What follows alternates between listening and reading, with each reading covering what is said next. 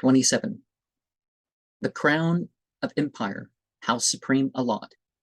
The throne of the Sultan, how high, but not for all, none but the heavenward foot may dare to mount the head that touches heaven to wear.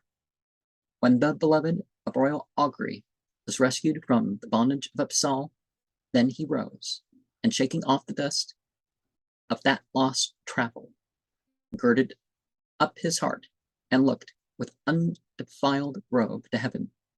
Then was his head worthy to wear the crown, his foot to mount the throne, and then the Shah summoned the chiefs of cities and states, summoned the absolute ones who wore the ring, and such a banquet ordered as is not, for sovereign assemblement the like, enfolding of the records of the world.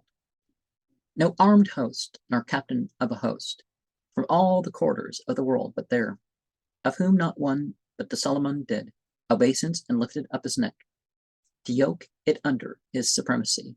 Then the Shah crowned him with the gold crown, and set the golden throne beneath his feet, and over all the heads of the assembly, in the ears of all of them, his jewels, with the diamond of wisdom, cut and said. So it's the prodigal son motif, which, like other motifs in the Bible, didn't start with the Bible. And real instances like this occur. But first, the father was supposed to let go of the suffering of, oh, my son used to be. Then the son,